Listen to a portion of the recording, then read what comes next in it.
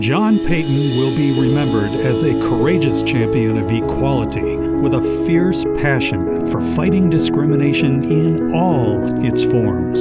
Barack Obama, 44th President of the United States.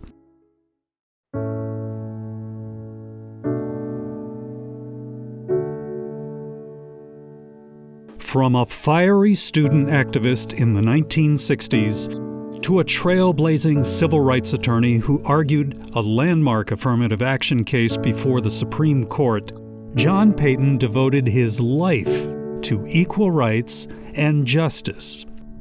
Born in Los Angeles, Payton attended Pomona College, where he was a member of Sigma Alpha Chi and played baseball on the freshman team.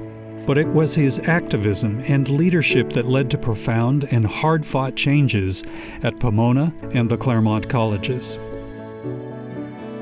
As one of only a few African-American students at Pomona, Payton led the struggle to establish the Black Student Union and was a co-founder of the Intercollegiate Black Studies Center.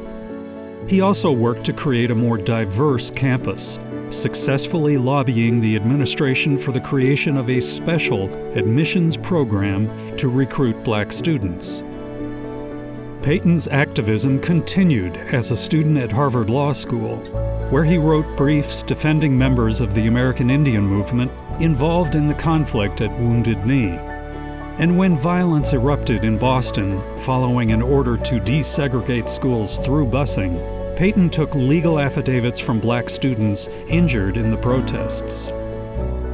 After graduation, Payton joined WilmerHale, a decision influenced by his interest in the D.C. law firm's pro bono work for the NAACP. Mississippi merchants had successfully sued the NAACP for organizing a boycott of white businesses and were awarded a $3.5 million judgment. As a junior lawyer, Payton worked on the appeal to the Supreme Court, which reversed the decision and saved the NAACP from possible bankruptcy.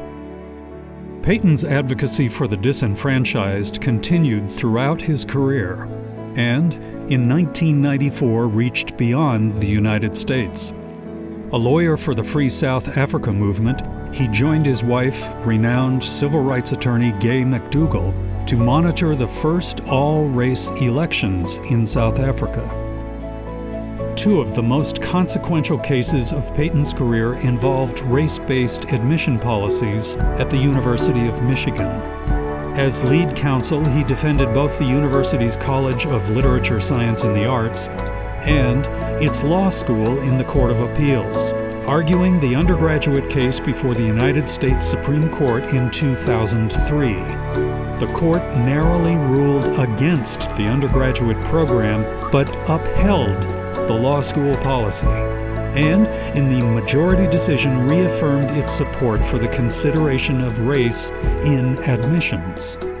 Payton, whose legal career spanned private practice and governmental service, led the litigation department as a partner at WilmerHale, served as corporation counsel for the District of Columbia, and was the 6th Director Counsel and President of the NAACP Legal Defense and Educational Fund.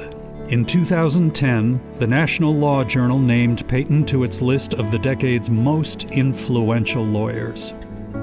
An enduring friend of Pomona College, Payton was vice chair of the Academic Affairs Committee of the Board of Trustees and co-chair of Campaign Pomona, Daring Minds.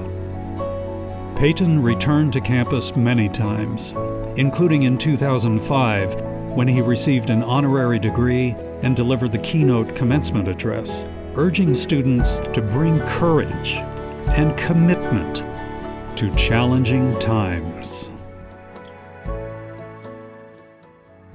Democracy depends on each successive generation to recommit to its values and to see that they are preserved. Because what our government does, it does in our name, of the people, by the people, and for the people. It's our democracy.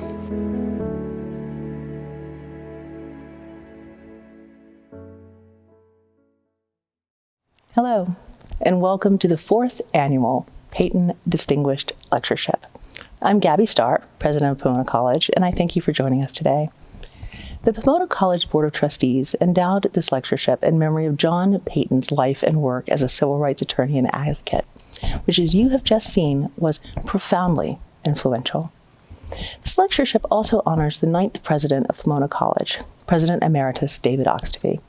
I would also like to acknowledge Gay McDougall, a champion of human rights on the world stage, and John Payton's wife for her continued support of the college and this annual event. John Payton's life reveals a single-minded vision, a vision of justice.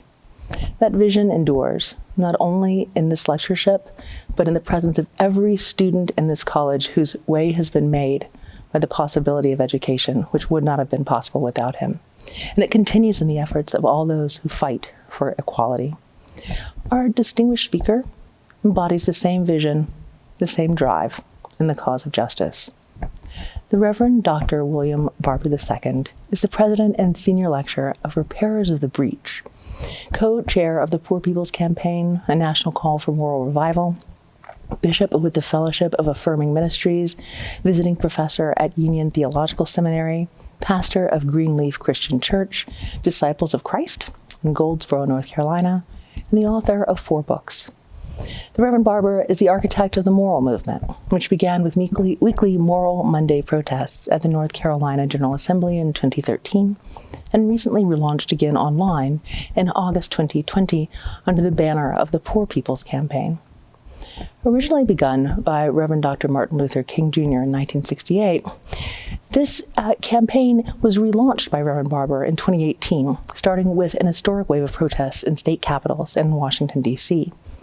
The movement calls for a moral agenda and a moral budget to address 5 interlocking injustices: systemic racism, systemic poverty, the war economy and militarism, ecological devastation, and what he sees as the false moral narrative of Christian nationalism. Before our conversation begins, we have a short video that highlights this groundbreaking movement. What happens in Wall Street often doesn't say a thing about what's happening on the real streets of America. Everybody has a right to live. The Poor People's Campaign, a national call for moral revival, has come up with a series of demands. I know that you are here for the same reasons we all are here, to put our elected official on notice. The pain and the discontent is real, and the demands of our movement are moral. We know what we want to focus on. Our agenda is clear. We demand an immediate implementation of federal and state living wage laws. We demand the right for all workers to form and join unions. We demand equal pay for equal work. We demand a guaranteed annual income. We demand fully funded anti-poverty programs that protects the welfare of us all. We demand the expansion of Medicaid in every state. We want single-payer universal health care, not for some, but for everybody. We demand an immediate restoration of the Voting Rights Act. We demand an end to racist gerrymandering. We want early registration of 17 and 18-year-olds. We want registration to vote at age 18. If we can be drafted for war at 18, we ought to be able to vote automatically at 18. Early voting in every state, same-day registration, and the enactment of Election Day as a holiday. We demand a reversal of state laws that prevent municipalities from raising minimum wage. We demand an end to mass incarceration and the continuing inequalities of black, brown, and poor white people with the criminal justice system. We demand the right to vote for the formerly incarcerated. A clear and just immigration system. This includes providing a timely citizenship process that guarantees the right to vote. The first First Nation, Native American, and Alaskan Native people retain their tribal recognition as a nation, not a race. We demand decent housing. We demand relief from crushing household, student, and consumer debt. We demand equity in education. We demand an end to the resegregation of schools. We demand free tuition at public colleges and universities and an end to profiteering on student debt. Equitable funding for historically black colleges and universities. We demand the repeal of the 2017 federal tax law. And we demand that the wealthy and corporations pay their fair share. We demand an end to military aggression and warmongering. We demand a stop to privatization of military budget and any increase in military spending. We demand a ban on assault rifles and a ban on the easy access of firearms. We demand an end to federal programs that send military equipment into local and state communities. We demand that the call to build a wall at the U.S.-Mexico border be ceased. We demand a ban on fracking, mountaintop removal, coal mining, coal ash ponds, and offshore drilling. We demand a ban on all new pipelines, refineries, and coal, oil, and gas export terminals. We are demanding that we stop the war on our poor. Somebody's hurting my brother, somebody's hurting our sisters, and it's gone on far too long, and we won't be silent anymore. We believe that we can win. We believe that we can win. We believe that everybody has a right to live, to live, to live, to live, to live.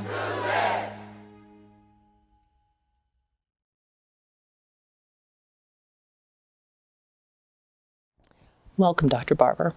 It is an honor to speak with you today. I'd like to get started by bringing our audience in a little bit on where we were in our green room to talk a little bit about how you grew up, which was a really remarkable story of growing up in a free community, a community that had left behind the shackles of slavery for more than a century. Could you tell us about that, please? Madam President, thank you so much, President Starr, for having me, and Board of Trustees, and to all of the students that are there, and to the great legacy of John Payton. You know, I once wanted to be a lawyer, civil rights attorney, actually. I knew the legacy of John. My son is now an attorney and focusing on environmental law. But I'm just so humbled to even be mentioned anywhere beside his name and be a part of this great school that has such a powerful tradition. I was born August 30th, 1963, 2 days after the March on Washington.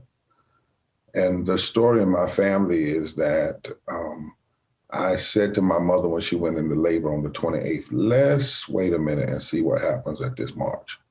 My father did not go because my mother was expecting.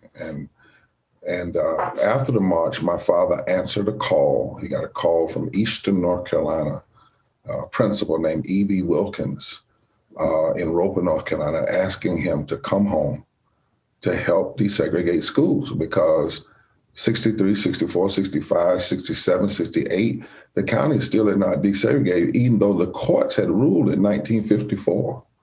My father accepted that call, and he and my mother went east. And I ended up growing up in my father's home community, which is a small community called Free Union. Now, Free Union is a community that grows from the lineage of mulatto blacks, Tuscaroran Indians, and whites. It's been free all of its existence. It's between what's called Janesville and Plymouth, North Carolina, and not far from the Roanoke River. There's a lot of history there because I was taught that this community was free. The land was owned by African Americans who worked in it. My cousins range from people who are as dark as the beauty of a midnight, but also as bright as somebody who can easily be mistaken for white. In fact, some of my cousins left the South and passed up north. Have cousins that have black eyes all the way to blue eyes. And I grew up in that environment. One of the stories is told that my father one day had gone off to St. Augustine's College. He came home and he was sitting on the porch with my grandmother, my great-grandmother Fanny. And a white guy came up and said, Auntie, how are you doing? And when he left, my father was livid, he said, because Auntie could be a put down, in the South. It was a way of not calling a black woman by her real name. And he said, Grandma Fanny, you don't have to accept that anymore. I've been in the Navy. I've fought for this country. Make him call you his name. She said, well, why wouldn't he call me his aunt if I'm his aunt? Why wouldn't he call me aunt? And my daddy said, what? And she said, yeah, to his brother. And she began to explain it, right? And my father ended up being intrigued by that when he did his master's work. He actually wrote on our family a book that traced the lineage and traced the heritage all the way back to the Tuscaroran Indians of Eastern North Carolina. Same Tuscaroans that they claim, quote unquote, there was a lost colony in North Carolina. Well, really, it wasn't a lost colony. People intermarried and moved further inland. That's exactly what happened. It's amazing the degree to which the standard histories that we have of our country, and those have been recently rewritten politically, can still to this day ignore some of the truths that are in the memory of people who are alive. Indeed. That's one of the great problems that we have in discussing political issues, is that we often say things and we act as though they are exclusively contemporary, or they just happen. Like the conversation we're having now in the country, it intrigues me when people say we have become a divided nation. It's just so ahistorical. It's just so unhistorical. It's just not true. And until we can not live in these myths of innocence or live in the partiality of history, but the whole of history, it disables us from being able to address some of our greatest problems. So that's a very profound statement, Reverend Barber, and we're trying to reframe some of the political division and the divisions in what we might call faith communities in a broad way. So, of course, anyone growing up in the South knows that there are black churches and white churches, but few churches in which there's integration. But there have been partnerships among Jews, black Christians, white Christians, people of multiple faiths, and those who profess none. How do you think about that in this particular moment of fracture? Well, so much in that just that you mentioned. We tend to forget in American history there was a civil war in the church before there was a civil war in the country. In the 1840s, all of the major churches split north and south over the issue of slavery. North Presbyterian, Southern Presbyterian, North Baptist, Southern Baptist, Northern Methodist, Southern Methodist, and it was over the issue of slavery. We also know that after the Civil War, it many times was black and white persons who disagreed with slavery after Civil War. They formed the Reconstruction partnerships. For instance, in North Carolina, it was an African-American clergy person by the name of J.W. Hood and a white clergy person by the name of Samuel Ashley, who teamed up to help rewrite North Carolina's Constitution post-1865. And when they did, this is how they helped us frame the preamble. In 1868, we hold these truths to be self-evident that all persons are created equal, endowed by their Creator with certain inalienable rights, among which are life, liberty, the enjoyment of the fruit of their own labor, and the pursuit of happiness. And they also wrote in Article 11, Section 4 of that same Constitution that beneficent provisions to the poor, the orphan, and the unfortunate is the first duty of a civilized and Christian nation. We often forget that coalition that came together and then how violently it was undone by a group of folk who called themselves the Redeemers. And they used religion in very heretical ways to endorse racism and violence and destruction of many of the gains between 1868 and 1875. And similar in the civil rights movement, I was recently, a couple of years ago, in Selma. And people don't talk about the fact that in Selma, it was a Jewish synagogue in Selma. That was a major part of the Selma, before it was the Selma movement. They had been a part of working with African-American communities. We don't talk about the white clergy person that befriended Dr. King in Montgomery. The two white women that were Christians who sent Rosa Parks to Highlander to be trained in nonviolence before she sat down on that bus. Oftentimes we don't look at some of the marches and see the diversity, like the march from Selma to Montgomery. You look at that final march, look at all of the diversity from the Orthodox.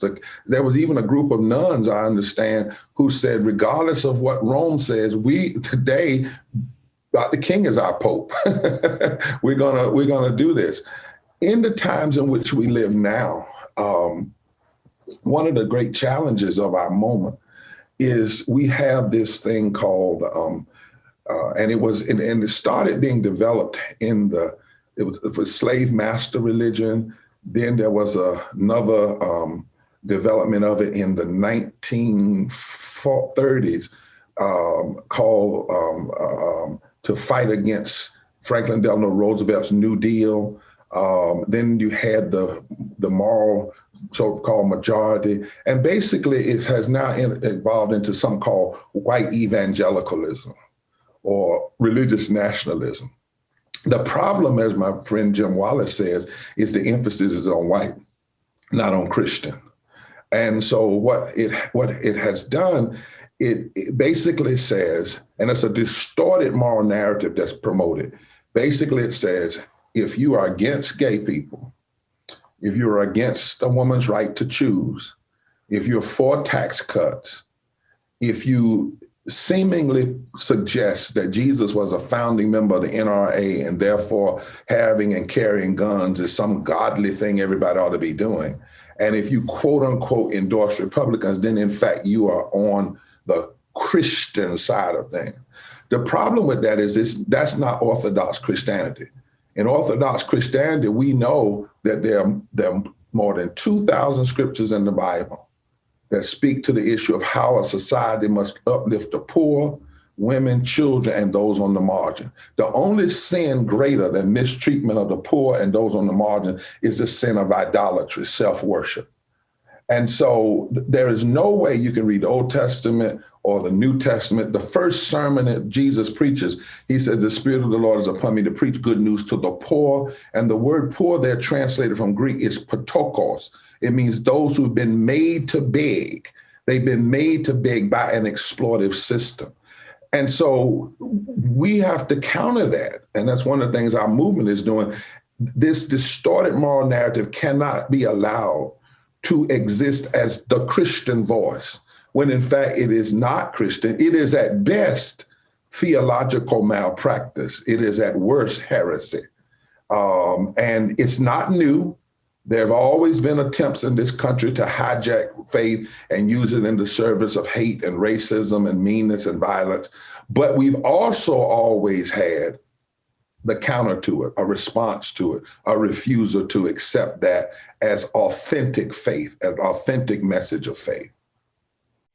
That was incredibly powerful, and I'm still trying to catch up with the breadth that you just traveled from probably the year 45 before the Common Era all the way to last week. Well, actually, Madam President, if I might, I hope you don't get mad with me. Of course not. But you Californians created this. Now, let me tell you what I mean. Oh, I think I know what you mean.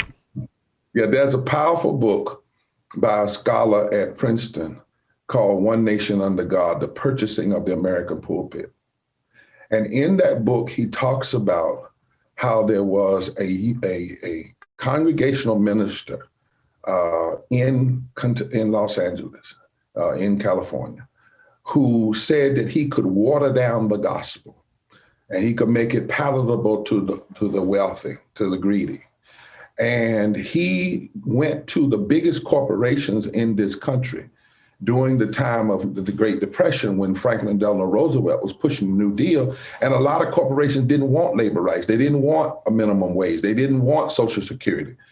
But they didn't have the moral standing to challenge it because people saw them as having ruined the country.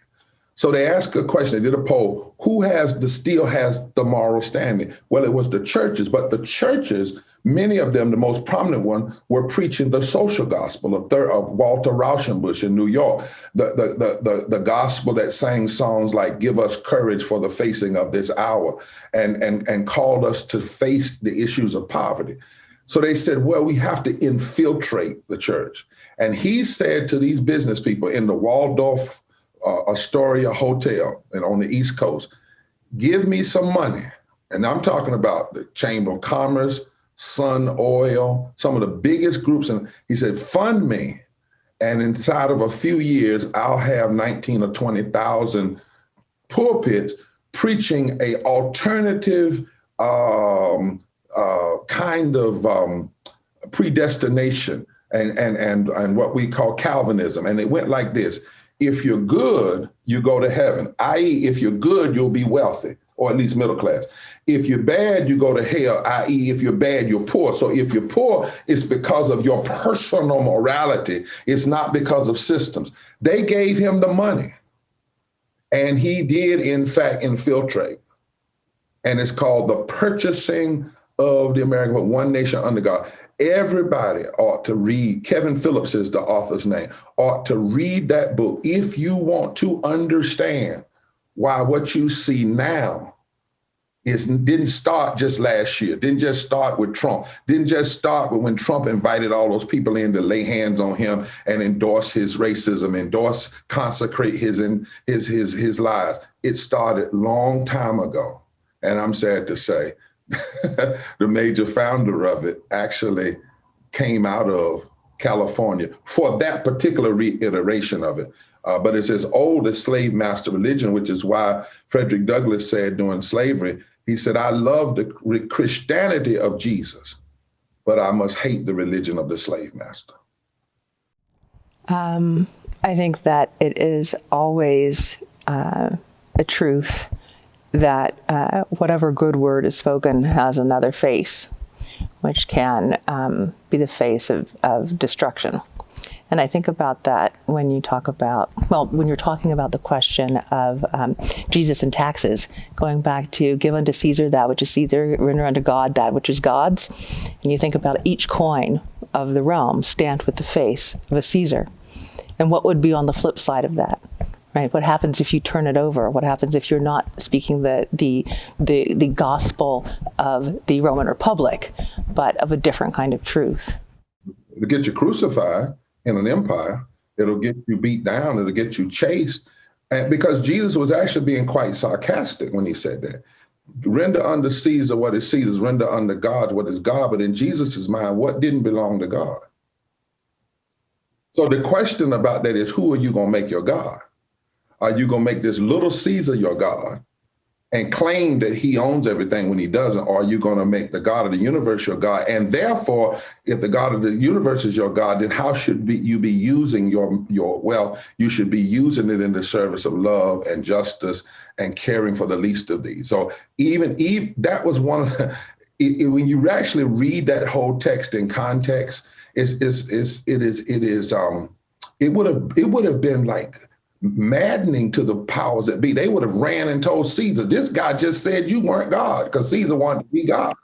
I think that he believed he was God. That's right. He believed it, and people believe that. It's just like the scripture, the poor will be with you always. People use that to justify not help.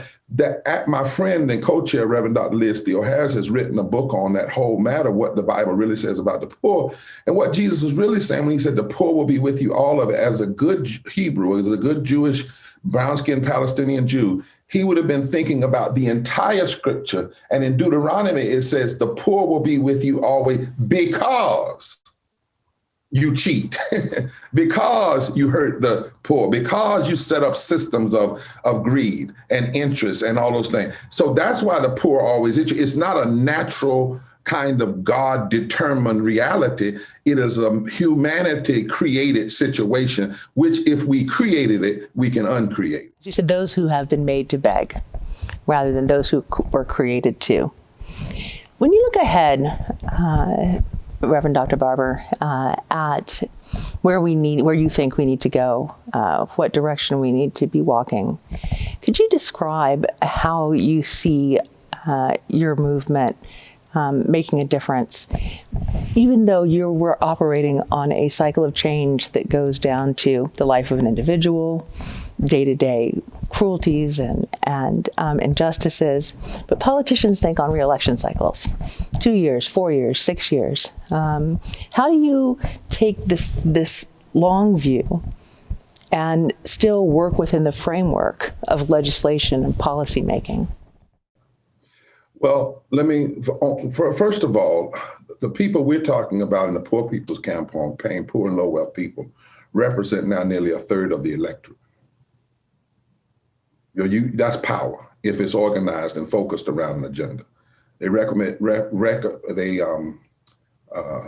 over 64 million people.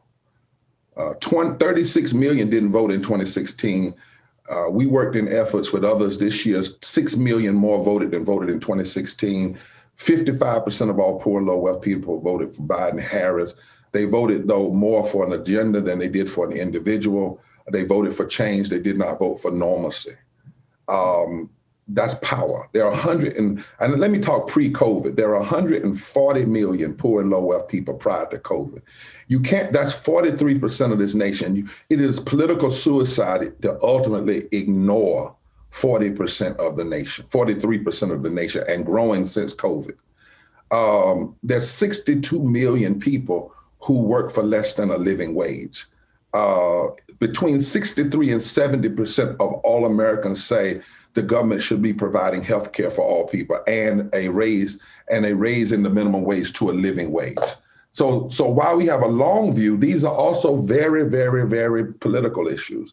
And we showed in this past election that poor and low wealth people, our campaign did a study, and we found out that in 15 states, including southern states, if just 1% to 24% of poor and low wealth people were registered and organized around an agenda, they could change who sits in governor's seats, who sits in the U.S. Senate and the presidential races. 1% in Michigan, 19% in North Carolina, 4% in Florida. That's all, not 40%. If you could just organize 4% more of poor and low wealth people who did not vote in 2016 and they vote their agenda, they could change who sits in the United States Senate and the presidency. So this is a very political matter. That's why people got so upset, 2,000 years ago when Jesus talked about organizing the poor, because it was a threat to the empire. And remember what Dr. King in 1965 said at the end of the Selma to Montgomery March. He said that in the history of America, every time there's the possibility for the Negro masses, poor masses, and the white poor masses to come together, the aristocracy deliberately sows division. He said, deliberately sows division. In 1968, Kevin Phillips, Richard Nixon, Pat Buchanan, Howard Dent came together, and they saw that the only way they could win would be to divide Black and white poor people and Latino poor people from one another. So they actually created a Southern strategy that was supposed to go from Maryland to New Mexico. And the purpose of that was to create what Jonathan Shell in his book called the time of illusion. And it was to pit poor and low wealth Black people against one another and brown people against one another, they called it positive polarization. And Pat Buchanan, in a note to Richard Nixon, said, if we deliberately divide the country using lies about racism and socialism and so forth and so on, and welfare, we can end up with the larger half. We can make the Republican Party in the South the party of the white man and drive white people away from. Dr. King had said that in 65. In 68, they implement the strategy, and we are feeling the effects of it even to today. So first thing I would say is that our organizing poor and low wealth people, which is what the Poor People's Campaign does, to shift the narrative and build power, is long-term, but it's also short-term. Recently, in 2018, Kentucky changed governor because poor and low wealth people from the hood to the holler organized and took counties that people didn't believe they could take. If we do a deep dive in this past election, poor and low wealth people voted, for instance, in Georgia, 14% higher for Biden and Harris. We're now doing the exit polls now to show where poor and low wealth people, regardless of color, made a fundamental difference. We found out that when we saw on January the 6th, at first they said, oh, these are just bunch of poor, angry white people. Then the Atlantic magazine said, no, these are upper class white people. These were not poor and low wealth white people. In fact, most poor and low wealth white people tend to vote more progressive. The war on poverty started in Harlan County, Kentucky, in the hills of Kentucky, which is now, they call it a Republican county. But when I went back there and met with the people in those hills, they said, we're not so much Republican or Democrat, we're just tired of being ignored. Poor people told us in the study we did with Columbia University, a professor, that the number one reason they don't vote is because nobody ever even says the word poverty. Democrats or Republican, when they see people running for office, they hear Republicans talking about upper class and trickle down. They hear Democrats talking about the middle class. They don't ever hear people talking about poverty. So we decided in our movement, before Trump ever got elected, that there was a need in this moment when 140 million people are poor and low wealth in America prior to COVID. 62 million people working for less than a living wage prior to COVID. 87 million people without health care or underinsured prior to COVID. 4 million families get up every morning, can buy unleaded gas and can't buy unleaded water before COVID. 54 cents of every discretionary dollar being spent on the war economy, less than 16 cents spent on health care, infrastructure, living wages, and education before COVID. Voter suppression, 26 states before COVID passed racist voter suppression laws that directly impacted poor people and Black people and brown people and so forth and so on. So we raised the question, why and what can be done? So our movement says there are 5, we studied it. We put out a piece, and I hope your audience will read it, called The Souls of Poor Folk, Auditing America 50 years after the original Poor People's Campaign, started by Dr. King, welfare rights workers, Latinos, and even Native persons and Jewish alliances. And Madam President, we found in that study that there were 5 interlocking injustices. Systemic racism. Now, we're not just talking about towards Black people, but Black people toward Native Indians and indigenous people, brown people, many forms of systemic racism, policy racism. Secondly, systemic poverty. Third, ecological devastation / denial of health care. Fourth, the war economy. And fifth, the false moral narrative of religious nationalism. These are 5 interlocking injustices that require a fusion movement, a movement of all races of people, particularly poor and low wealth people and moral leaders, to come together and challenge. And that's what we've been doing for 3 years, changing the narrative, building power. And then COVID hit, and COVID has exposed the fissures of systemic racial disparities and poverty. Because when we talk about people dying, if you really do the down disaggregation, it's not just that people are dying or Black are dying 3 and 5, it's poor, low wealth, people who work in face-to-face jobs, restaurants, contracting, the jobs that are often the jobs that are not hit first when you have a depression. Those are the people, or recession, are being hurt the most. And lastly, you do work in aesthetics, I was reading, and I want you to see this picture, you know, from an arts perspective. In the Bible, there's this beautiful picture of, and it's in Ezekiel 22 through 37, but it starts out with the religious leaders and the greedy folk getting together, and the religious leaders providing a false religion to cover up the greed. And because of that, it creates all kinds of injustices. And then God says, I looked for a man to stand in the gap, but I couldn't find anybody. And then 15 chapters later, God tells Ezekiel, and you can get this picture, an aesthetic picture. He says, I know where you can find the people that change the nation. Go down to the valley of dry bone. And he could say, whoa, what's? Now imagine, here's the prophet going down in this valley. And when he gets down there, he sees all these bones. And God says, can these bones live? And the prophet says, I don't know. And God says, speak to the bones. And he suggests that the bones might be dead, but they still have ears. But what they're listening for is a calling. They're listening for a calling to come together. And when he speaks, it says the bones start rattling and they come together, and then God gives them spirit. And then the interpretation is the rejected are the only ones that can save the society.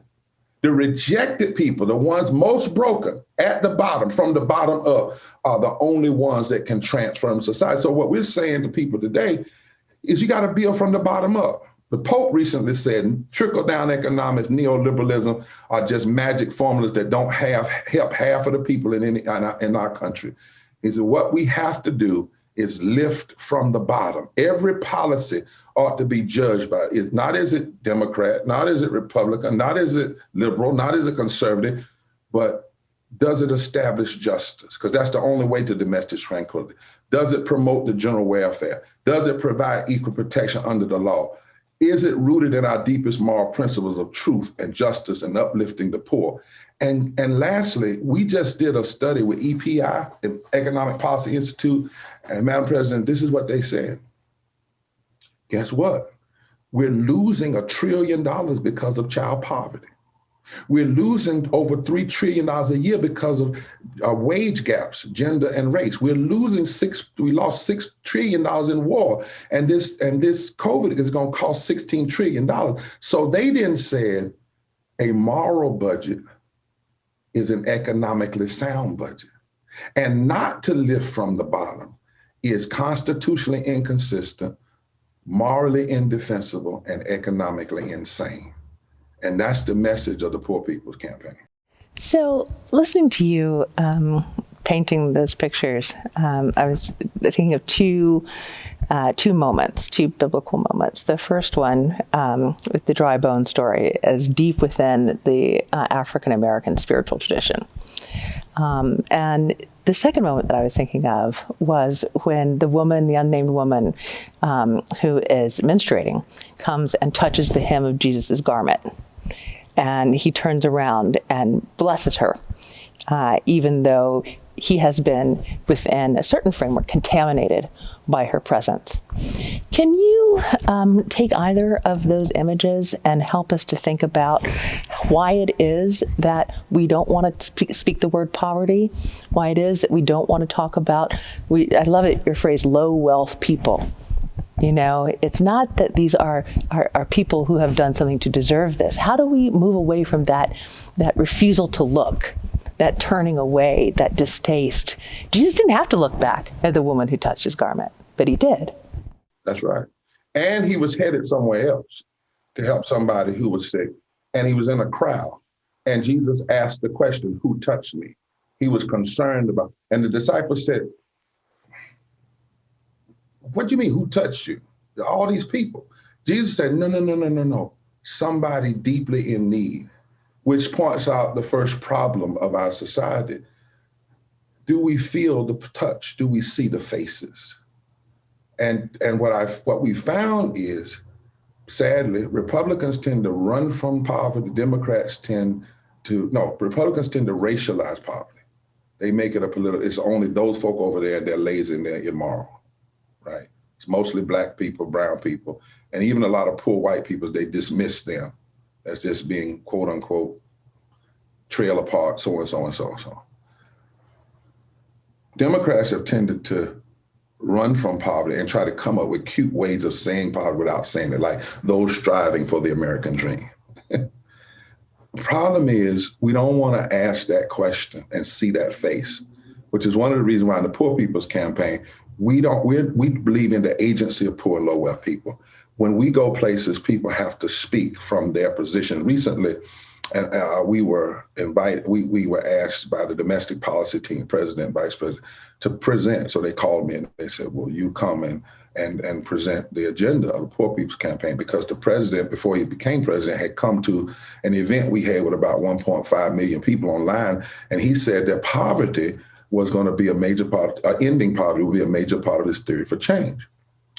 So I said, yes, but I have to bring some folk with me. And they said, well, no, can't you just come? I said, They said, well, how many people do you want to bring? I said, about 32. They said, 32 people? I said, yeah. They said, well, who you want to bring? I want to bring a white farmer, poor and low wealth from Kansas. I want to bring an undocumented woman from California. I want to bring a black woman whose child died because Alabama didn't expand health care.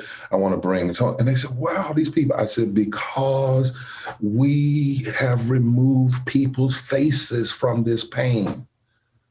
You know, we talk now, when I remember when we got to 700 people dying a day from COVID and everybody was in an uproar, and rightfully so. I also remember when 7 people died from vaping and we got a presidential conference and hearings on Capitol Hill, but 700 people were dying a day from poverty before COVID, 250,000 people a year. Jesus said, who touched me? Who's in this crowd that's most needing me? Who needs me more than the person I'm going to see? And he dared to look at that woman. He dared to accept her touch, even though it might be seen by society as, you know, Jesus was supposed to be exceptional. Rabbis are supposed to be exceptional. Too often our exceptionalism, our false notion about exceptionalism allows us to exclude people from the conversation, put them over there in hiding. I remember when we started talking about there were 140 million poor and low wealth people in this country, and people would get mad, commentators on TV, no, it's not, it's only 39 million, maybe 40 million. And they would come at us, and then they would do the homework and found out that we weren't loud and wrong. We knew what we were talking about. We had some of the best scholars to look at this stuff because they just did not want to believe that in this place we call America in the 21st century, nearly 43% of our people are poor and low wealth, and many of them walk around every day and they look all right, but they're not all right. A study just came out last week that only 39% of Americans can afford a $1,000 emergency in the wealthiest nation in the world. We're still the only nation, the only industrialized nation that connects people's health care to their job and not to their humanity. Not to their bodies. And has more people incarcerated. As more people incarcerated. I mean, you could go down the line. So Jesus said, I'm going to see this woman and I'm going to take her out of the crowd and put her center place. That's another thing we've got to learn, that we need to put those who are hurting the most at the center place of our public policy. And if you do public policy from there out, everybody gets blessed. You know, I'm in the South. A lot of times in the South, we can't build a new house. Sometimes in order to move, we just move the whole house. Now, I've never seen a house move by taking off the roof first. When the South, when we move a house, we get up under that house and we lift from the bottom. And the whole house goes up and the whole house is moved. And finally, though, when Jesus in that text, he says, woman, and some people think that is disrespectful. But can you imagine how many times she had not been called woman because she was, quote unquote, unclean by the religious society that she was called everything, nasty, dirty, get out of here, go somewhere, you better not be on the street, get away. Woman, he called her, you are a woman, you are a human being, you are a person, you are a creation of God. And you touched me. And the Bible says his virtue went out of him. He touched her and he touched back. But he didn't just leave her in the crowd. He lifted her up. And what we're saying in this campaign, when I go to Appalachia, we got too many people that haven't been lifted up and looked at and listened to. When I go to deep Alabama, too many people. the Tenderloin in San Francisco, too many people. Way upstate Massachusetts, some of the poorest places. You know, we think about the harvests, but go outside of Boston, go inside of Boston, you know, in New York, over in Indiana, out in Kansas. I did not know until we started lifting people up and lifting that there are farmers in this country who are so broke that they commit suicide, but they make it look like murder so their families can at least get the insurance money. I didn't know the suicide rate was so high among farmers and the poverty and the need for health care. You know, I walked in the Rio Grande River one day with a family who was on this side of the border, a mother who lost her husband and two of her sons. They were deported because of a typographical error. And the Border Patrol was so moved that they said, we'll turn our backs for 15 minutes. And they left one side, Mexico, and we left the Texas side and walked in the middle of the Rio Grande and met there and had prayer together. And that was the only time this woman had touched her children and her husband in something like 12 years. And when she came out of that water, she says, I'm in the campaign. Can you, for a moment, when you talk about looking at each other, being with each other, being aware of each other's humanity, one of the tragedies of COVID is isolation. That has a huge human toll. We've seen that with mourning families who are separated from their loved ones, who cannot grieve, who cannot perform last rites, who cannot do so much of the duty that we owe of care and love to each other. But that's also a political situation. So when people are isolated in that way, there are political ramifications of it. One, with activism. And you've seen this with your own activism, with trying to get people registered to vote when our movements are restricted. So can you talk a little bit about the political dimensions of the isolation that many people across the world and in the United States are feeling right now? Well, you know, one of the political dimensions we may not think about, I think is very much political, is the fact that you have almost 500,000 people die, and until last week, we had not had a public ritual. I mean, that is a form of political violence at its height, that we went a whole year and there was not a public acknowledgement and a moment of ritual to look at the death and to look at the fact that Columbia University and others said 65% of the people didn't have to die if we had changed. Think about all that death. You know, having to see the coffins is what turned us in Vietnam. But when you can hide people, you can hurt people, you can harm people, right? And I think that I preached a sermon at the National Cathedral on June 14th of last year. We were planning a mass Poor People's Assembly Moral March on Washington. But because of COVID, we couldn't have it, which is another political problem. You can't protest, you can't get out, you can't do it the same way. But poor and low wealth people said we have to gather, even if it's online. 2.7 million people showed up, by the way, online. They said we have to, we can't be quiet. We have a song we sing, it says somebody's been hurting our people far too long and we won't be silent. We can't be silent anymore. But I remember the Sunday before preaching in that pulpit, and the sermon was, America must decide that death is no longer an option. And the point of that sermon was to say, we too often hide our faces from realities, and especially in a time like COVID, and that we have to recognize that there is what I call a DM on the DL in every bad piece of public policy, a death measurement on the down low. And we need to start looking at that death. Maybe it'll scare us to life if we can actually see that these are not benign denials, that the denial of certain things, healthcare, actually do destroy people and families. Now, the other political side of it is you have to be creative. And so just like in slavery, they took songs and turned them into calls for the Underground Railroad. Same song, twisted. So when we said we were going to reach 3.1 million poor and low wealth voters, well, we couldn't do it door to door the same way in COVID. So we figured out how to do it, texting and calling, and how to properly get people covered and protected so they could move in some communities. We figured out ways to do it, and we actually accomplished that goal in some 15 states. We decided, well, we can't march, but we can caravan. Everybody can get in their car and we can drive around the senator's office, and we can blow our horns. We found out, okay, we can't have Moral Monday in the street, we can have it online. And then we can turn Moral Mondays into call-ins. And so one time we put so many calls into McConnell, it shut down every line he had, everywhere. And we can register our concern in that way. We found out that where we can't have big gatherings, we have small gatherings that have big punch.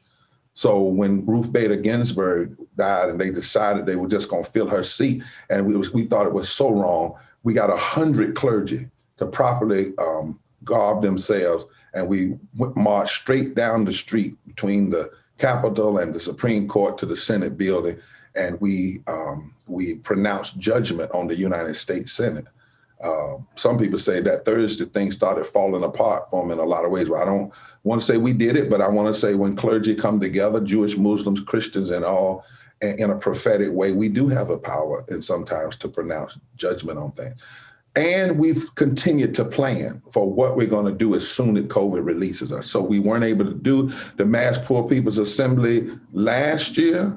Now we're planning as soon as COVID lets us go, if we can do it late fall.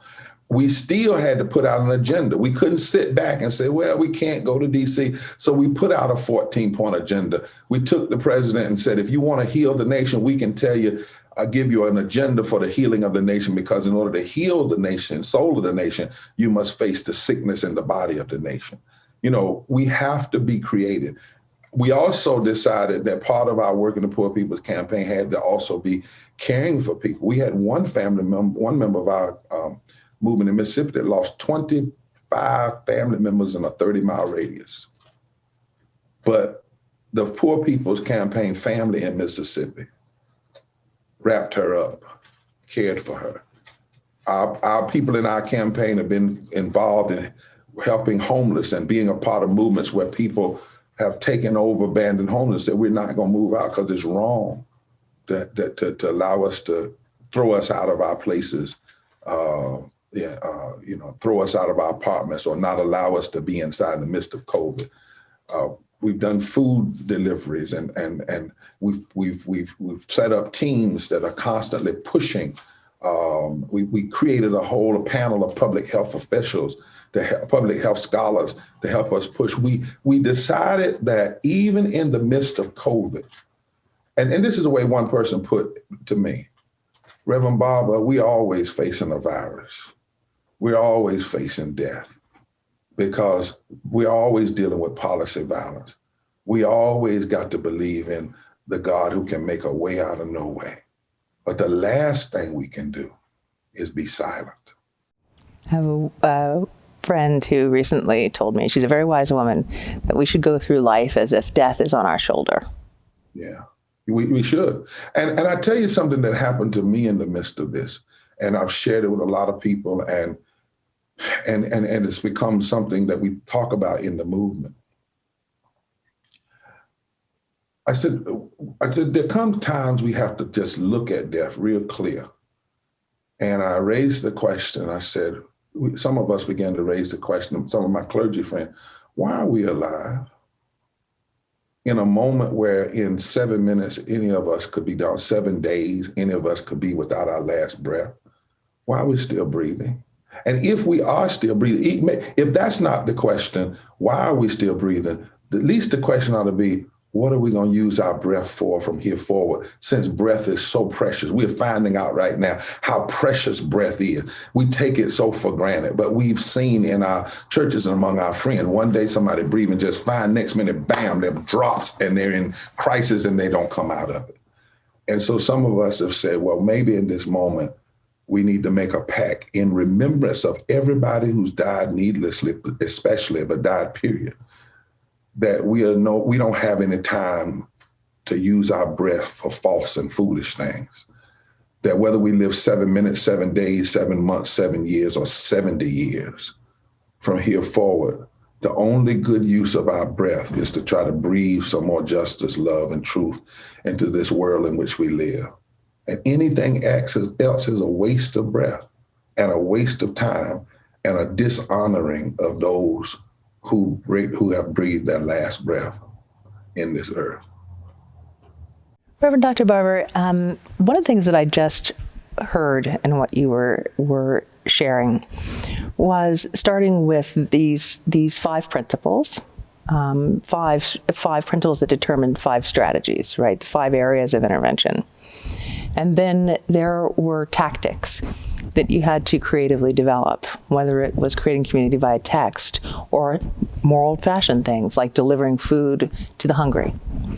So you have a mix of the ancient human and the modern to try and solve a particular set of problems. So I hope we have in the audience a lot of our students listening to you. These are young people who themselves, I really hope, will go on to heal some of the wounds in the world. How do they navigate? How do they look forward and act after this period that has been so lonesome for them, so hard for them? Can you give them some advice about how they can work across faith lines, work with those who don't participate in a faith community, how they can bring their hearts and minds together to do something useful? Well, we have this 14-point agenda for the healing of the nation. It starts with just COVID relief that says those who have been hurt first, hurt worst, hurt first, hurt the hardest, and hurt the most should be relieved first, should be relieved the most. It talks about just COVID relief, and then it goes all the way down to things we need to deal with schools. We need to have $15 in living wage immediately, not 10 years, 5 years from now. We need to have universal health care. We need to repeal the tax cuts of Trump tax cuts that took $2 trillion and gave more money away to corporations than was transferred from the backs of slaves to slave owners. And I want to invite you young people to join the movement now, because the Poor People's Campaign, while it is the Poor People's Campaign, it's poor and low wealth people, moral leaders, and advocates working together. And we have 43 state coordinating committees. And even if you can't join the state coordinating committee, you can be a part of helping us push this agenda. So I want them to go to www.poorpeoplescampaign.org. And I want them to read the agenda. I don't want them just to join it because I said, I want them to read the agenda, read what we mean by fusion organizing, read the 14 steps to fusion organizing. We have a strong group of young people who are involved, not as a youth group, but they're right in the mix, because fusion is about getting everybody at the table. It's kind of like taking hydrogen and oxygen, without, one is just hydrogen, one is oxygen, but if you mix it right, you get something nobody can do without water. That's fusion. And, or it's like, in the nucleus, in physics, when we talk about fusion can create great power. And and we believe it's the hope. We model it off of the fusion movement in the 1800s, after the Civil War. That's our model for fusion, and we've just brought it to the 21st century. But I want them to join the movement. I want them to find the movement as a place, as a family, and as a battle ground, a place to challenge non-violently what Coretta Scott King called the violence of poverty, the violence of denying people health care, denying culture, the violence of racism. But she also said there was another form of violence. And she said that was an apathetic attitude that refused to challenge the others. So become nonviolent by challenging the violence in policy that we see today. Secondly, not only can you, as I said, can help us push this agenda, you can join the movement and you can stay in it long term. Like this lecture is named after. I started as a young person. I got involved in college, right? Make it your life's journey. And you can do it and be an honor student too. In fact, you should, because what we often say is we don't want to be loud and wrong. We have a whole group of scholars that are part of the moral movement. We want a footnote for everything. I don't want to come on a program like this and quote something and then the president facts check and say, well, that wasn't right. We need everybody. We need the scholarship and the activism. We need the practice and the theory all mixed together. Do it while you're young. Don't wait. Remember that a lot of the people we talk about today, the Kings and the Fannie Lou Hamers and Dorothy days, I guess there's some of them, at least that I remember, they weren't old. They're young people. They were engaged. Remember what John Payton said, this democracy is ours. And you ought to be offended when somebody creates a mass incarceration system that looks like the new Jim Crow in your name. You ought to be offended when people lock up children and families at the border and then lose children in your name. You ought to be offended when people will say that QAnon is extreme. The lies and conspiracies of QAnon is extreme, but then they want to say that the lies that block voter suppression, the lies about voter fraud that caused the undoing of the Voter Rights Act is moderate. No. We need voices, we need bodies, we need people that say, I can't let this be done in my name. This democracy belongs to us. In fact, the Declaration of Independence actually says that when the nation starts sliding away from life, liberty, and the pursuit of happiness, the people have a right to alter the direction of that government, right? Not through violence, but through nonviolence, through truth, through consistency, through persistency. And so I want to invite you right now in your youth, dream, but dream not as a daydreamer. Dream not as someone who is asleep a dreaming. Dream prophetic dreams. And the difference between prophetic dreams and those others is prophetic dreams come when you're wide awake. They recognize that you may not be able to be optimistic, but you can be hopeful because hope faces the despair and believes that you can move through, around, or over the despair and create something much newer. I told somebody the other day, I said, what if, and I was talking to a group of young people, they were talking about how bad things were. And I said, well, two things. Maybe you were born for such a time as this. Because every generation has its Edmund Pettus Bridge. Every generation has its Seneca Falls. Every generation has its moment, right? Every generation has its moment to choose to be on the side of opening up the dams that block justice or being a part of creating the dams, opening up the dams and let justice through or creating the dams that block justice. And so I asked this group of young people, I said, what if what you're seeing right now is not death pangs, P-A-N-G-S, but birth pains? What if all that you see right now, all this meanness, what you saw at the Capitol, what if it's like what they said in South Africa at the end of apartheid, that they said what you're seeing is the last breaths of a dying mule? What if you're seeing not death pangs, but birth pains, and that all we need in this moment is to push and not believe that we cannot make a difference. We have to choose not to believe that the lie is more powerful than the truth. What if this is a moment of birth? Every transformation in this nation came with some birth pains. What if this is a third reconstruction and you are alive to help bring it to pass? What if it's your generation that will finally expand and guarantee full voting rights? What if it's your generation after 400 years in this country? 400 years ago was slavery. It took us from 0 to 400 years to get to 725. What if your generation is finally the generation that faces the idea of a living wage and healthcare connected to people's humanity and dealing with this mass incarceration system? And what if your generation is the generation that once again makes the words, give me your tired, your poor, your huddled masses, mean something even for brown immigrants and Black immigrants? What if you are the midwife of a third reconstruction? What if that's your role?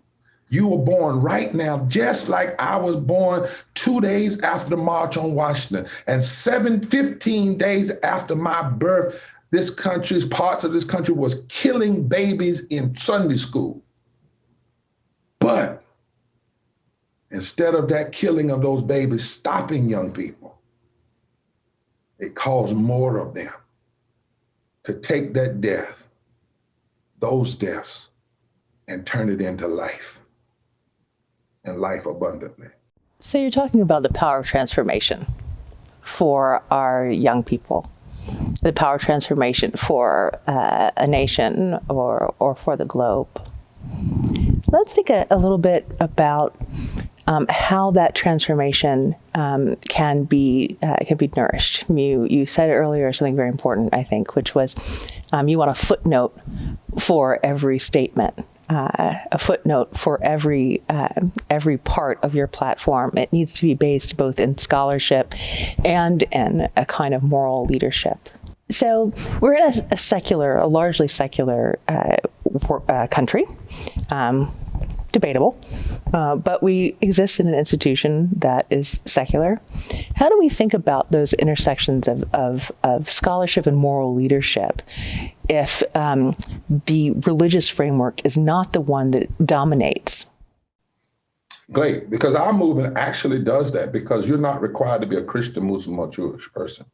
What we say is that there are two places that we like to say. We say that there's nowhere in the country or in the history where at some place a moral movement did not impact public policy. And it didn't have to be a Christian movement, but a moral movement. And so, well, what do you mean by that?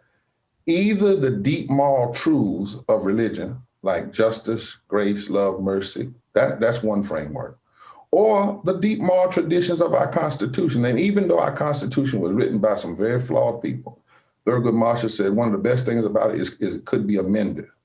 And what's the other best thing about it is maybe they weren't conscious of what they were writing. They wrote it anyway, like the establishment of justice. Now, maybe that wasn't supposed to apply to all people when they wrote it, but guess what? We're going to apply it today. So that's what we mean by it can be either the deep moral principles of faith or the deep moral principles of our Constitution. That gives a way for people to come in. And either way, what we do, we believe in moral analysis, moral articulation, and moral activism. And by morality, we don't mean religious per se. We mean something's wrong if we don't do this. Morality for me means it's a matter of my existential reality. It's a matter of who I am. It's a matter that if I look back over life and I didn't try, that I missed a moment. That's what I mean by morality. It's the language of left and right and conservative and liberal is too puny when you talk about whether or not we should have health care, whether they shouldn't be limited into these little divisive categories. Something else is at work, something deeper, something more profound. And in that sense, you might be secular, but love, whether you're singing it from the lips of a soul singer or the lips of a gospel singer, everybody knows really what deep love is. Whether it's in the gospel tradition singing, I am a child of God, or whether it's Aretha Franklin singing R-E-S-P-E-C-T, both of them are crying out of something very clear about who we are as humans. We demand and deserve respect. We demand and deserve respect. And so there is a sense in which there is a bridging, right? There's a sense in which there is it doesn't have to all be so separate. The lines are not so clean. I get emails all the time says, Reverend Bob, I'm an atheist, but I'm amening right now. And I say, hallelujah. And it requires knowing history and studying. People say Dr. King said the moral arc of the universe is long, but it bent toward justice. Actually, it was a Unitarian that said that. The moral arc of the universe is long, but it bends towards justice, right? And so we in our movement welcome all people if they want to challenge these 5 immoral interlocking injustices. We welcome people regardless of where they come from, as long as it's rooted in nonviolence, truth, and love, that they can come in and find that place. And so we look at challenging through multiple lenses.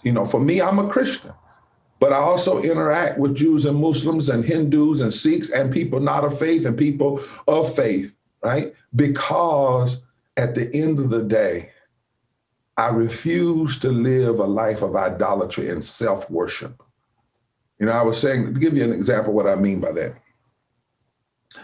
I was in a conversation one day, Madam President, about voter suppression, racist voter suppression. And I said to somebody, that's a moral issue. And he said, well, what do you mean by it's a political issue? I said, well, it is, but I don't think of politics just in terms of these narrow categories. I said, let me tell you, I said, not only is it a moral issue, it is an issue of a violation of fundamental natural law. Let's say you don't even believe in religion. They said, what are you talking about? I said, okay, this is what I'm talking about. If you suppress first of all, in the Constitution, we only give the right to vote to people 18 years old, born or naturalized in these United States. So if we suppress the right to vote, if you pass a law to suppress the right to vote, particularly intentionally, then you are in essence saying, I'm not a people. Now, I know it's bad English, but it's good theology. You're basically saying you're not a person. We don't give voting rights to pets and parakeets and puppies. We only give voting rights to people. So if you pass a law to suppress the vote, you're trying to suppress my humanity. Now, from a Christian perspective, I would say you're trying to deny the imago Dei, the image of God in me. Over here, from a natural law standpoint, I could simply talk about how you're violating just the basic fundamental principle of nature and my humanity. Either way, that's a moral issue. It's not just about this is the Republican position, this is Democratic position. You suppress my vote, you are engaging in an immoral act because you're using the law to suggest my humanity is not equal with yours. So it sounds to me that you are putting a few things first. You're putting love first. You're putting human dignity and justice and human and respect for the rights of others and the ability of others to be their full selves, to be who they are, which seems, like a pretty straightforward set of values. And it is, but here's the thing is, I know we got to close out. One of my professors in school said to me, you can call your religious experience whatever you want to call it, sprinkled, baptized, immersed, caught up in the spirit, speaking in tongues, but if it doesn't produce a quarrel with the world, then the claim that it is of the divine spirit is suspect. Another of my professors said, we were in conversation one day, and he said, Barber, Dr. King didn't kill for loving people. We often say he's the apostle of love. That's not why he got killed. He got killed for raising the question of love in the wrong places.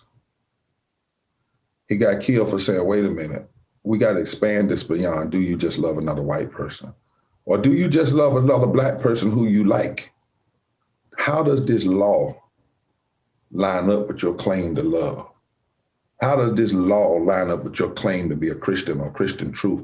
How does this law, and when you raise the question of love in the wrong places, it is terribly uncomfortable for systems of empire and hate and degradation and discrimination.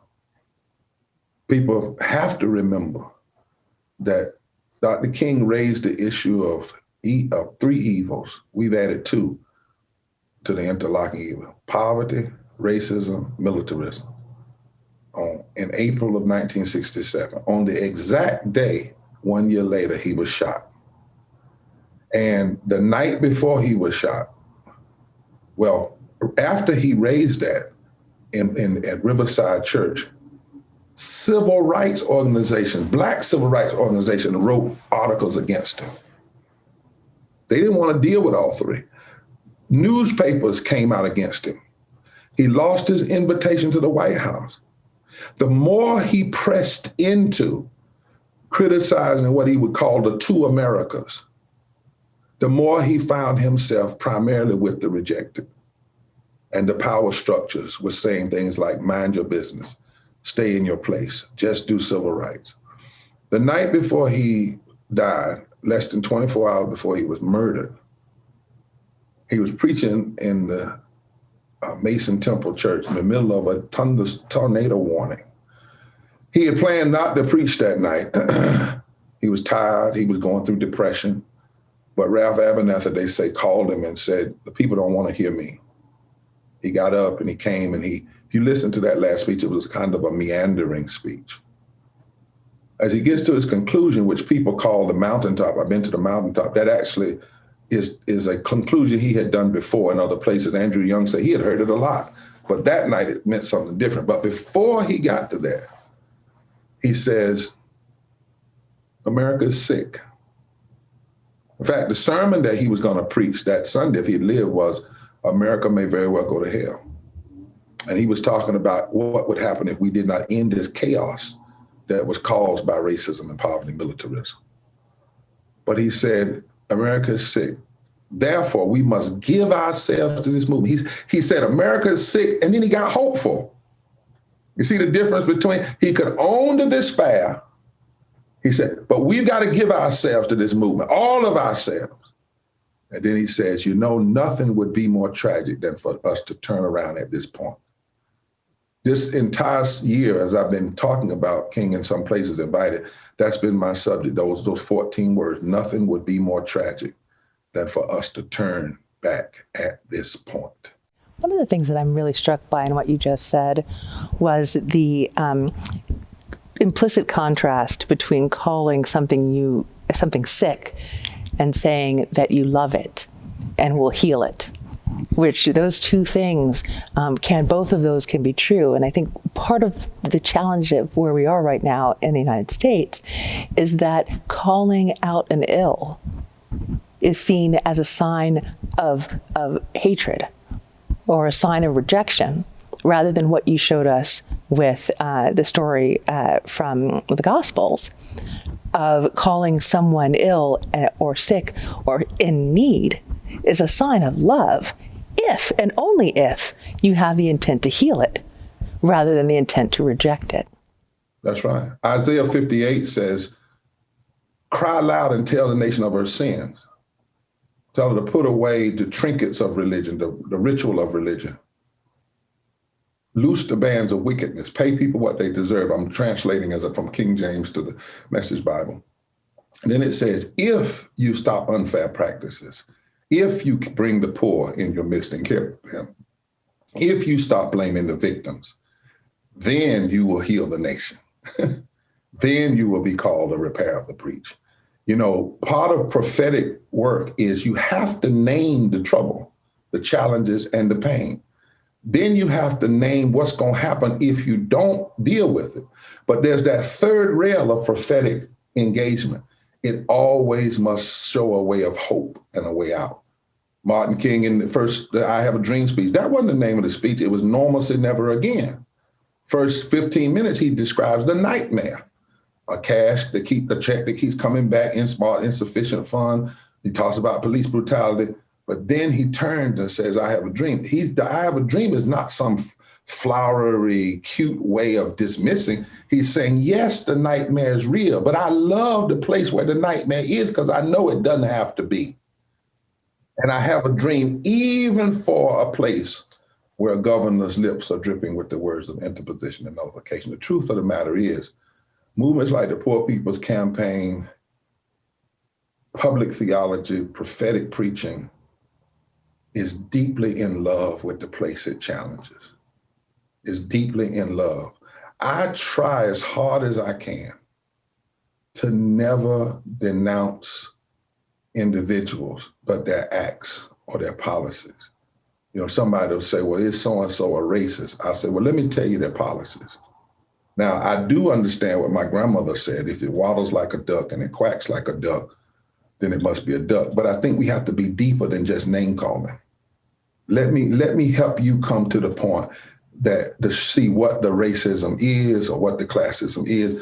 But then I have to believe that if they don't change, there are enough of us that can change. I'm not always hopeful that optimistic that the people are going to change, right? I've lived through Jesse Helms and Strom Thurmond. I'm not always hopeful, but I am always hopeful that enough of us can get together. Dr. King once said, a law may not make you love me, but it can keep you from lynching me, you know? And there's a place at which, you know, America still is a sick nation in some ways. We've done some great progress. People say, well, are you trying to say that America hadn't done anything great? No, you didn't hear me say that. What I've said is America has in no way touched the greatness she could have. if she would lift from the bottom. And how foolish it is to leave 43% of the people. And now after COVID, we got another 8 million people since May that are in poverty. How foolish it is to think you can survive. Anybody knows if you create a pyramid and you got a few people at the top and a cracked foundation, eventually the whole pyramid is gonna fall in. Anybody should know after we keep going in the recession, out of recession, in the recession. Why is that? Because you can't live by Wall Street and forget back street and side streets and dirt roads. And so America is still sick. It still has far too many lies and racism, but it's not all of America. There's a bomb inside of America. You know, we've always had these, you know, there were folk that said that people who denounced slavery were anti-American. They said that about Harriet Tubman, Frederick Douglass, William Lloyd Garrison, who was white. He was locked up, and it's funny, but it's not funny. He wrote a quote on a jail cell in Boston. Now think about it, he was arrested in Boston for abolition. William Lloyd Garrison was arrested this day by a something mob for preaching the damnable truth that all men are created equal. You know, but then I go back to, was it Thoreau? Thoreau, who, or was it was one day, he was in jail, I think it was Thoreau, and he was asked the question, somebody asked him, why are you in jail? And he said, why are you not? Yes, and that was influential for Dr. King. Yeah, why are you not? You know, not what will happen to me, what will happen to them. Before my father died, who I love dearly and wish every day he was still with me, my father only lived to be 61. The movement took a lot out of him. You know, a lot of people in the movement suffered a lot physically and emotionally. And you have to account for that, you know, because they were under fierce and overwhelming pressure, never knowing quite when they would be dead. My daddy had a sheriff in Warrenton, Georgia, put a gun in his mouth and said, I'm gonna blow your head off if you don't stop writing the articles. He was writing the articles in the paper in the 1950s. And I said, Daddy, what did you say? He said, well, I've been in the Navy, I've been on a submarine chaser, and I just said, you have to do what you do, but I'm not gonna stop. And the guy said, oh, go on away, and called him the N-word and walked away. But he could have been dead at that moment, and nobody would have questioned it. And to live with all of that, sometimes it does strange things both to your mind and to your body. My father died at 61 from a massive stroke. But before he died, when I went off to school, he called me outside one day. And when I got out there were a bunch of people in the yard who I grew up around. There was, you know, Miss Verna Mae, Aunt so-and-so.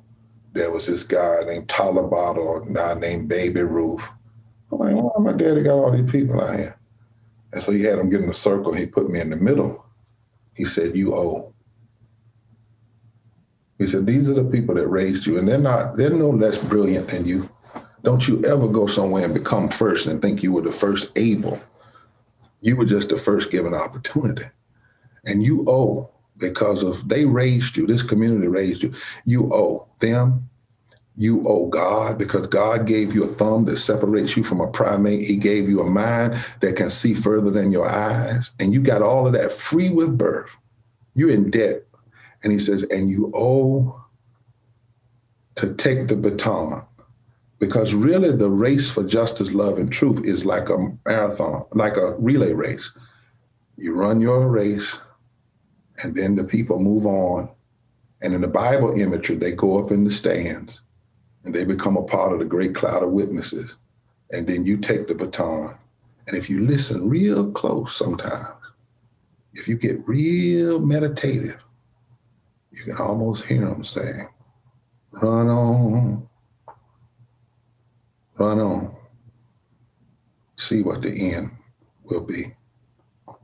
Well, I have to thank you, Dr. Barber, for taking up the baton that was passed to you, carrying it so ably, and for committing yourself and seeking to bring others together to achieve justice. That is a calling that we all should heed. So when it's time for those of us of our age to pass on our baton to the next generation, we're going to make sure that they're ready. And I thank you as well for that part of mobilize, organize, register, and educate. Amen. Thank you so much, Madam President. Join the Poor People's Campaign, www.Poor People's Campaign, or go to www.Breach Repairs. We got plenty good room for all of you who want to be a part of something that's not just cursing the darkness, but also is lighting a powerful light and a way forward. And we have an agenda for the healing of the nation. Thank you. Thank you. Before we close, I'd like to encourage all of you to watch our past Payton lectures, which can be found in the content library on the Carnegie Hall page of the Family Weekend event platform. Thank you all for joining us.